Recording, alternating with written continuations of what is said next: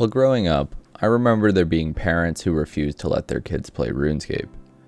Often these parents were insistent that playing video games was satanic, it would cause them to be violent, or it would make their children's brains rot.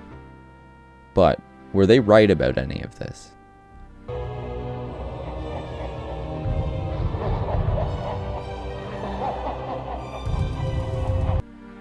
Well, maybe a little. But I know over the past decade or so, gaming has started to become more mainstream and cool. But I think it still gets taken for granted and sometimes given a bad rap. It might actually be a very positive thing when done in the right way. And in this video, we're going to explore the evidence that explains why playing RuneScape, or really any video game, can actually be good for you. When it comes to understanding the benefits of gaming, I'm going to break down the research into two key areas. The first being psychological well-being, so you can think of this as benefits to mental health, and the second being cognitive well-being, so you can think of this as benefits to your cognitive functioning or maybe your brain health. Within each, I will go over some of the key components that contribute to these areas of well-being. And just before we jump into this, I want to say that I'm primarily drawing on a few review articles that summarize the findings of lots of other individual studies. I will list the references for those review articles that I'm discussing as we go. These will pop up in the bottom right hand corner of the screen as numbers in square brackets, and then these will correspond to a list found in the description for those of you who are interested in digging deeper into these things. So, psychological well-being is a complex topic. There are many factors that go into this, and a ton of variance across individuals for what makes someone feel psychologically well off. Broadly speaking, I will consider it though to be what could make a person feel good or function more effectively in life when it comes to mental health. With that in mind, there will also be different aspects of gaming that contribute differently for everyone. So just keep that in mind if you think that some of the benefits I'm talking about maybe don't match with your experience in the game. Let's start though. One of the most obvious benefits with RuneScape comes from the community or social activity component that the game has. Research has shown that games which include these social components have a positive benefit for psychological well-being overall, with the caveat that this might be more true, or that is, have a stronger effect, when you're specifically working cooperatively in the game with others. The idea here would be that this allows for higher levels of enjoyment and has less aggressive elements that sometimes come from more competitive games. There's even further evidence that those who play MMOs in a social way had lower levels of mental health symptoms.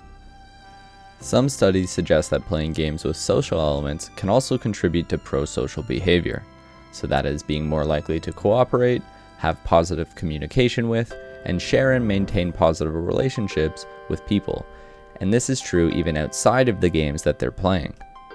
There are additional findings that gaming can lead to an increase in altruistic behavior as well.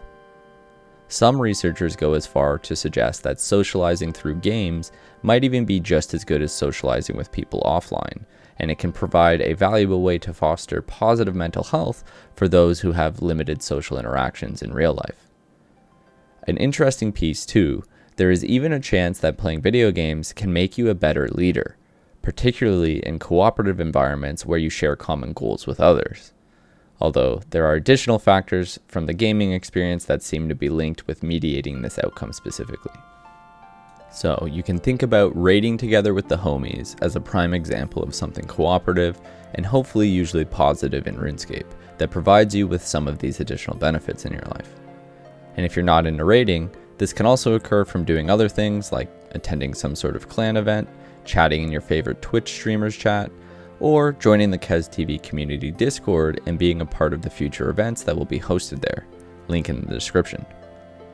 The beauty about the social aspects of RuneScape is that they extend beyond the game into the wider community that's built around the game. Although not everyone necessarily plays this game to be social, and that's okay too. Let's say you're looking for achievement or to reach some sort of goal in the game. As we talked about in my video, Why You're Addicted to RuneScape, the game can be incredibly rewarding in and of itself, particularly when we're striving towards our own goals or accomplishing something challenging. This aspect also has some benefits rather than just the raw reward. Gaming for achievement has been associated with development of skill acquisition, which is really saying those that play video games will be better at acquiring new skills in a generalized way. It's not that you being able to 3-tick Granite will make you good at your job, trust me, it won't, but it's that you being able to learn new things and strive for achievement will find ways to manifest in other areas of your life. Perhaps a good example is gaining a new level of persistence with learning something difficult after completing, say, your first Infernal Cape. This sort of persistence and continuous effortful engagement are contributors to wide-ranging areas of success and achievement as well. So again, this generalizes beyond the things that we're doing. Some have even proposed that playing video games as children can lead to fostering higher levels of intelligence through the concrete and immediate feedback, which are necessary steps towards cultivating full-fledged intelligence. Video games are also thought to capitalize on aspects of failure, or restricting success to intermittent chances, as a way to increase that type of persistence when you face other failure in your life, by teaching you that valued rewards do come from continued persistence despite initial failures. Although some people might try to suggest that regular failure would lead to negative emotion, players more often than not respond with positive emotion, interest, and excitement to failure. This is because it often provides an avenue for self-improvement.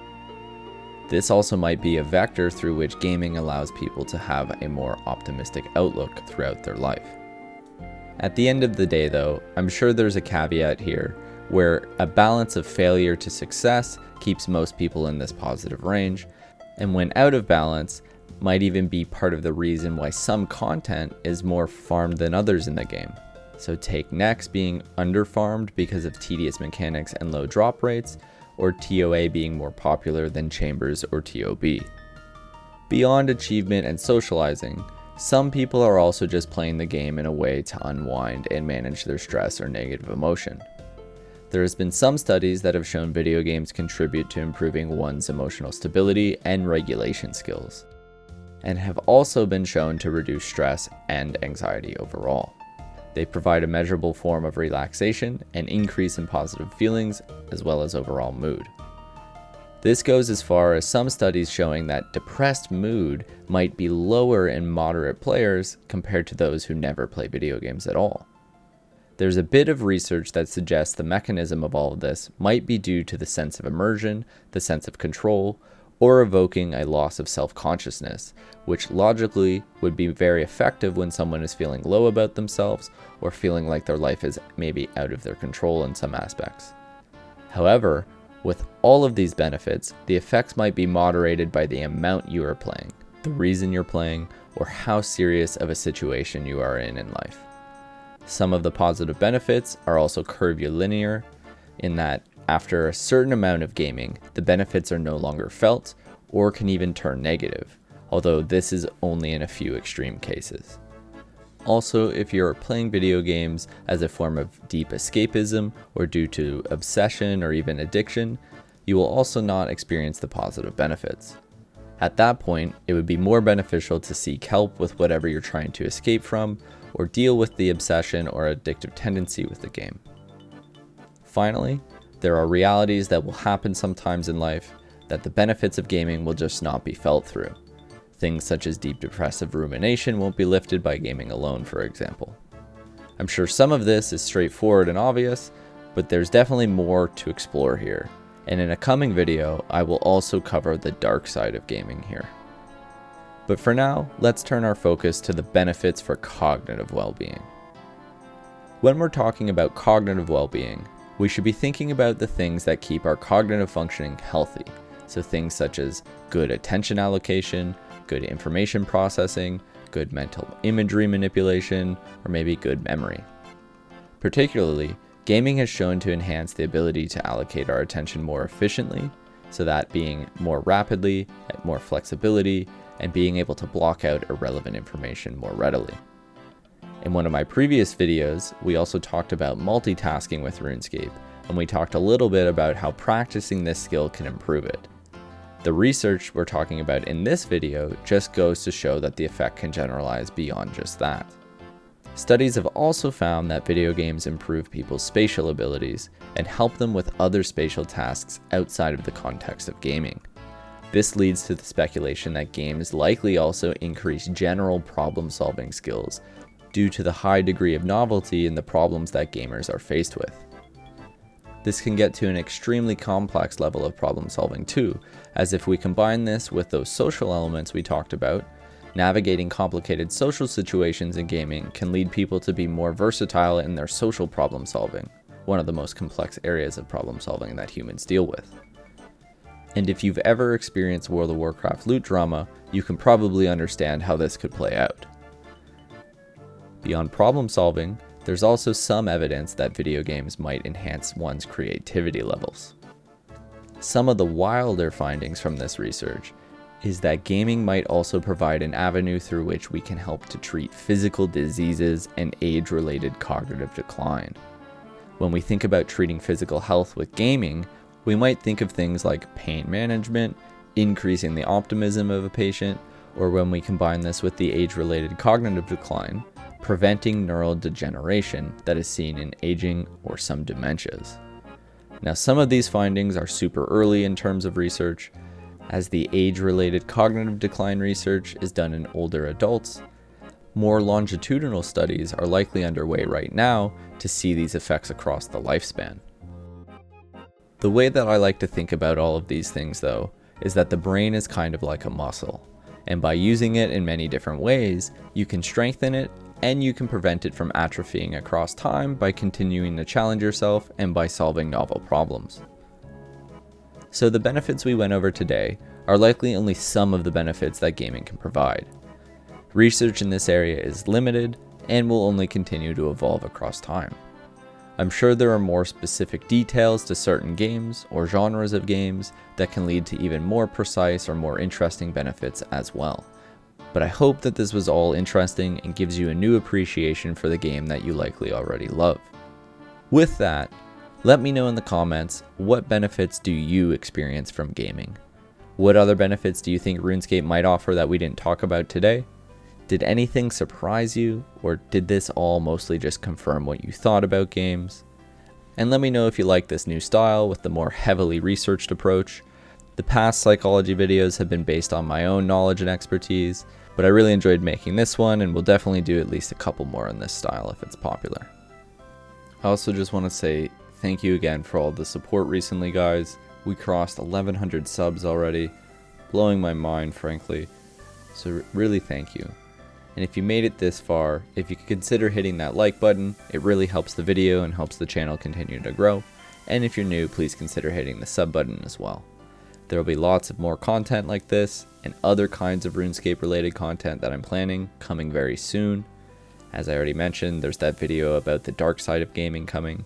I'm not really sure exactly on the timeline, but let's just say soon, TM.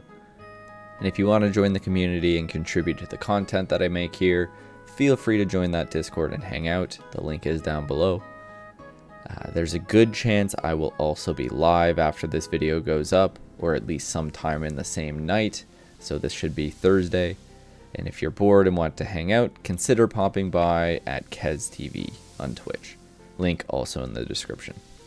For now, thank you all for watching. I hope you have a great day, and I'll see you in the next one.